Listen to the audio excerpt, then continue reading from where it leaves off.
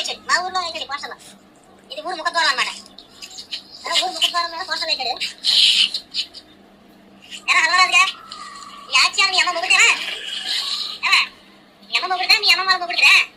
Public properties కదా, private properties కదా, ఇష్టం వచ్చినట్టుగా మొత్తం అంటించుకోవడం. లేకపోతే ఈ ముఖద్వారం మా ప్రెసిడెంట్ ఫ్యామిలీ గారు రహించేసారా? దొంగ కంట్రీ నా పోస్టర్లో ఒక దెబ్బకి తీసుకుసేయడు హల్వరాజు. తీసుకుసేయడు హల్వరాజుగా వీళ్ళ అమ్మ సొమ్ము మీద ఎక్కడ పెట్టి పోస్టర్ హల్వరాజు 2 ముక్కలు వేద్దామండి.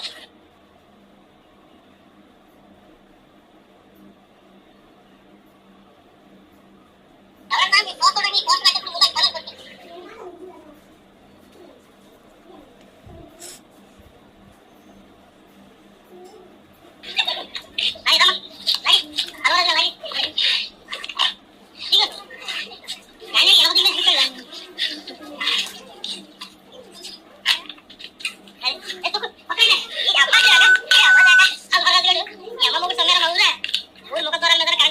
మరి గమనించండి, ఒక్కసారి ఆలోచించండి. బూతులు ఆడొద్దని మన బిడ్డలకే మనం చెప్తాము. రే బూతులు తిడితే తప్పురా అని చెప్తాం మనం మన బిడ్డలకి.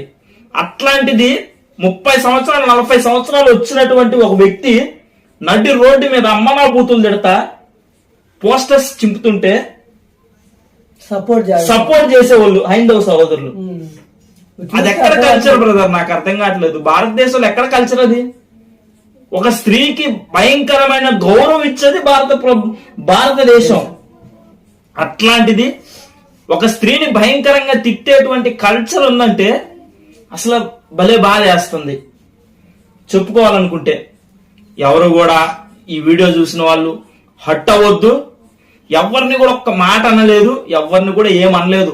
ఇలాంటివి చేయొద్దని మాత్రమే చెప్పడానికి మాత్రమే వీడియో చేశాం.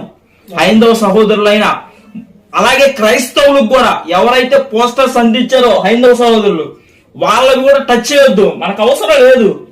ఎవరైతే తప్ప మనం టచ్ చేయొద్దు. హైందవ సహోదరులు ఎవరైనా పోస్టర్స్ అంటిస్తే ఎవరి గుళ్ళు మీద కూడా దాడి చేయడానికి వీల్లేదు. ఎవరు పోస్టర్స్ టచ్ చేయడానికి వీల్లేదు.